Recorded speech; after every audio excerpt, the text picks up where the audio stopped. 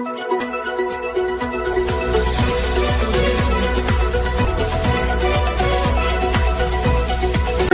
મિત્રો, હું છું એન્કર અમિતા પટેલ. આપ જોઈ રહ્યા છો મુંબઈ તરંગ ગુજરાત ન્યૂઝ. જોતા રહો ગુજરાતની તમામ અપડેટ સૌથી પહેલા મુંબઈ તરંગ ન્યૂઝ ચેનલ પર. સુરત પોલીસ કમિશનર સાહેબના માર્ગદર્શન હેઠળ સુરત શહેર પોલીસ દ્વારા પુના પોલીસ સ્ટેશનમાં થેલેસીમિયા બાળકો માટે રક્તદાન કેમ્પ યોજાયો. ઝોન 1 માં આવતા સારોલી, સરથાણા, લસકાણા, કાપોદ્રા, વરાછા અને પુના પોલીસ સ્ટેશન દ્વારા મહારક્તદાન કેમ્પ યોજાયો હતો.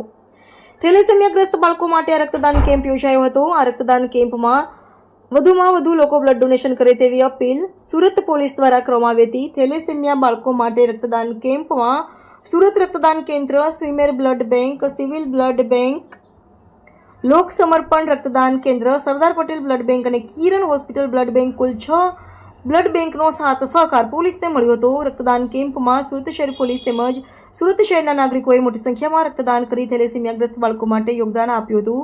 આ કાર્યક્રમમાં સુરત શહેર કમિશનર અનુપમસિંહ ગેહલોત સાહેબ, ઝોન 1 સેક્ટર વાંબાગ ઝામીર સાહેબ, ઝોન 1 ડીસીપી આલોક કુમાર સાહેબ તેમજ અન્ય પોલીસ અધિકારીઓ, રાજકીય આગેવાનો ઉપસ્થિત રહ્યા હતા.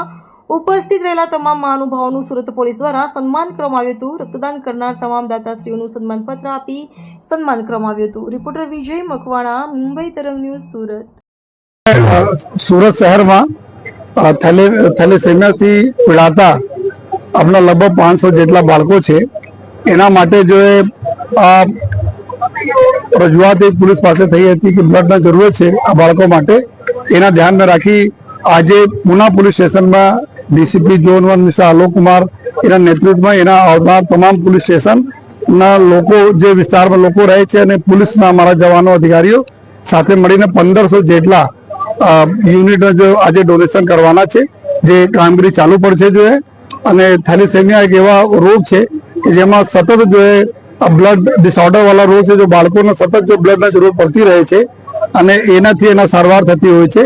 તો આજે બધા લગભગ 6 જેટલા બ્લડ બેંકો, જેમાં આપણા સ્વીમેર બેંક બ્લડ બેંક, આપણા સિવિલ બ્લડ બેંક, જો કિરણ હોસ્પિટલની ટીમો જો સરદાર પટેલ બ્લડ બેંક, સુરત રક્તદાન કેન્દ્ર અને લોક સમર્પણ રક્તદાન કેન્દ્ર, આ 6 લોકોના માધ્યમથી આજના કાર્યક્રમ થઈ રહ્યા છે. જો તો મારે આવનાર દિવસોમાં બી અમે લોકો ઓર બી આ કાર્યક્રમ કરવાના છીએ, જેથી જો એક એવા સમય આવે છે, ગરમીનો સમય એવા આવે છે જ્યારે રોગચાળાઓ વધતા હોય છે અને લોકોને બી ખૂબ જ જરૂર પડે છે બ્લડના, અને હોસ્પિટલો તરફથી અવારનવાર રજૂઆતો પૂરી થતી રહે છે.